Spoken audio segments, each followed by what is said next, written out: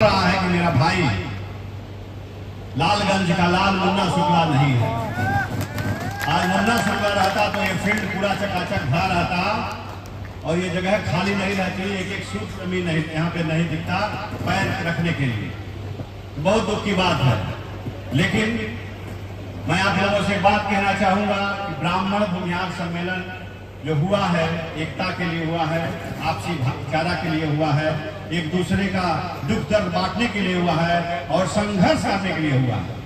अभी तमाम वक्तागण ने बोला, तमाम लोग बोले, अभी आप लोग सुने होंगे कि हम लोग पहले क्या थे, आज क्या हो गए, पहले सदन में कितने सदस्य थे, आज सदन में कितने लोग बचे हुए हैं। तो जब तक एकता नहीं हुई, जनगणना हुआ ना, देखे ना, तो जनगणना में हम लोग को सबसे कम आंक दिया गया। ब्राह्मण भूमिहार मिला करके हम लोग कितना है भैया, 6% अभी जुड़ा लो ना, हम लोग 5% साल बाद लेंगे, हम लोग टोटल है 10% और 10% को घटाकर हम लोग दोनों को मिला करके 5.5-6% कर दिया। तो हम लोग की एकता नहीं है और सरकार हम लोगों को, जो सरकार आती है हम लोगों को कम आंकना चाहती है, तो हम लोग कम नहीं है। हम लोग सिर्फ यूनाइट रहेंगे ना तो हम लोग सब छीन लेंगे, ले लेंगे। हम लोगों में दम है क्या? आज देखिए लालगंज का लाल मुन्ना शुक्ला हम लोग का भाई यहाँ से जो विधायक हुआ करता था, उसके बाद से उनकी पत्नी यहाँ से विधायक हुई और हमारे समाज की कुछ त्रुटियों के चलते हमारा भाई पार्लियामेंट में ना जा सका और पार्लियामेंट लड़ना करिए तो उसको कहीं और पहुंचा दिया। तो वो दुख तभी मिटेगा जब यहाँ से चुनाव लालगंज की लाल मुन्ना शुक्ला की पत्नी लड़ेंगी, किसी भी पार्टी से लड़ेंगे। मैं नहीं जानता हूँ किस पार्टी से लड़ेंगी, और जिस पार्टी से भी लड़े, निर्दल लड़े, किसी भी पार्टी से लड़े, सब लोग तन मन धन से एक एक कतरा खून बहा उनको मदद करके आप लोग सदन में भेजने का काम करेंगे। तब तो लगेगा कि लालगंज में जोश है। अगर आप लोग नहीं भेज पाइएगा तो समझिए लालगंज में जोश नहीं है।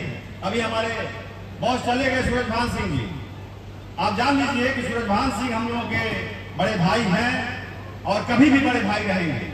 कभी भी हम लोग सम्मान किए हैं और सम्मान करते रहेंगे। वो रहे या ना रहे, उनके बारे में हम लोग अच्छा बोलते रहेंगे। अभी ज्यादा हमारे बड़े भैया हैं अभी महाचंद्र बाबू, वो बोलेंगे हम लोग संघर्ष करते हैं, लोगों को जितवाने का काम करते हैं। जब टिकट लेने का समय आता है, चुनाव लड़ने का समय आता है, तो जाति के चलते हम लोग को छांट दिया जाता है, अलग कर दिया जाता है और पार्टियां लगती है खोजने की, यहाँ पिछड़ी जाति की आबादी ज्यादा है, यहाँ दूसरे जाति की आबादी ज्यादा है, उनको दिया जाए। ऐसा नहीं है, हम लोग की आबादी होते हुए भी हम लोग अपने आपस में बटे हुए हैं, इसलिए हम लोग वहां से वंचित होना पड़ता है। हमारे समाज का किसी भी दल से कहीं भी लड़े, उसको मदद करके उसको सदन में पहुंचाने का काम करना है। बोलिए, पहुंचाइएगा ना हम लोग कहीं भी।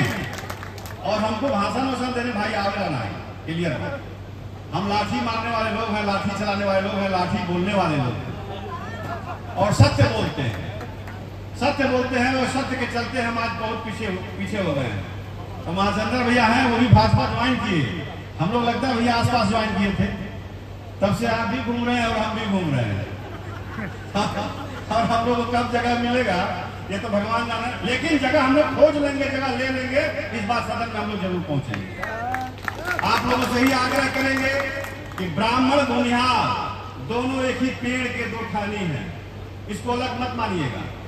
दोनों एक माँ बाप की औलाद है, एक बड़ा है एक छोटा है। बड़ा छोटा कौन है आप लोग आग लीजिए, चाहे छोटा हम बन जाएंगे, चाहे छोटा आप बन जाइए, चाहे बड़ा आप बन जाइए, चाहे बड़ा हम बन जाए। इसलिए दोनों को बांट के नहीं चलना है और सब जाति को, सब धर्म के लोगों को, सब मजहब के लोगों को लेकर चलने का काम किया है ब्राह्मण और भूमिहार ने। इतिहास उठाकर देखिए, आदि अनादि से देखिए, जितने भी आर्यभट्ट से लेकर के और पुराना चला जाइएगा, वामन देव से लेकर के चले जाइएगा, तो ब्राह्मणों ने हमेशा, ब्राह्मण भूमिहार ने अपने शरीर का आहुति दिया है। यहाँ तक कि जब भगवान को भी आवश्यकता हुई, भगवान को भी आवश्यकता हुई, तो दधीची ने अपने शरीर का बलिदान दे करके अपने शरीर को जो 3.5 हाथ का उनका हड्डी बचा, उससे भी 3.5 शस्त्र बचा, जिसका आधा गांडीव था और गांडीव की टंकार से धरती कांप जाती थी, वो आधा था। समझे ना, शिव का शस्त्र बना, ब्रह्मा का शस्त्र बना, विष्णु का शस्त्र बना, सब अपने ही पूर्वज के हड्डियों से बना हुआ। इसलिए अपने आप को आप पहचानिए। और ब्राह्मण भूमिहार की जहां तक बात आती है, हम लोग कभी राजा थोड़ी ना बने, राजा बनाने का काम किया। चाणक्य कौन थे? एक सूर्यपुत्र को उठाकर राजगद्दी दे दिया चंद्रगुप्त मौर्य को। कौन था वो? लोग कहते हैं आज जो पद पे पहुंच जाता है बड़ा लोग, वो लोग दूसरी बात समझाने लगता है और ब्राह्मण को यहाँ गाली का पात्र बनता है। क्यों? एक अम्बेडकर ब्राह्मण अगर ना होते तो बाबा साहब भीमराव को भी कोई नहीं जानता। बाबा साहब भीमराव को तभी जाना जब एक ब्राह्मण परिवार का आदमी उनको शिक्षा दीक्षा दिया, जिनका नाम अम्बेडकर था और सरनेम अपना दिया। तो ये बात बताना पड़ेगा। हम लोग किसी के विरोधी नहीं है, हम लोग सबको गले लगाकर चलने वाले लोग हैं। हम लोगों ने सबको सम्मान दिया है, सबको मान दिया है, तो फिर हम लोग से दूरी क्यों? ये दूरी बनाने वाले लोगों को दूर कर दीजिए और सबको आप लोग लेकर चलिए, कारवा अपने आप बन जाएगा और पद और प्रतिष्ठा आपको मिलती जाएगा। इसलिए साथियों, आपस में वैमनस्यता छोड़ करके जहां अपना भाई लड़े, जहां अपना खून लड़े, वहां उसको मदद कीजिए और उसको जिताने का काम कीजिए, चाहे वो कोई पद के लिए लड़ता हो। अब एक ही जगह से 5 लोग कैंडिडेट हो जाए, कहां से कोई जीती? अब अन्नू शुक्ला यहाँ से चुनाव लड़ जाएगा, लालगंज से लड़ती हैं और 5 को भूमियारे खड़ा होगा, तो वोटवा केकर काटेगा? अपने ने काटेगा जी। तो त्याग तो करना पड़ेगा। अगर सब सोचेगा कि हम चल जाए सदन में तो जा सकता है। वही बात है कि सबको त्याग करके, बलिदान करके अपने समाज का नेतृत्व करता जो एक हो उसको चुनकर आगे बढ़ना होगा। और जहां तक अन्नू शुक्ला की बात करते हैं, समाज के लिए इनके जेठ छोटन शुक्ला जी शहादत हुई, उनके छोटे भाई भुटकुंज शुक्ला साजिश के शिकार हुए, उनके छोटे भाई मुन्ना शुक्ला, विजय कुमार शुक्ला और मुन्ना शुक्ला साजिश का शिकार हुआ। मुन्ना शुक्ला हत्या करने गया था क्या? बताइए। लेकिन साजिश का शिकार हुआ, आज कारागार में है बेचारा।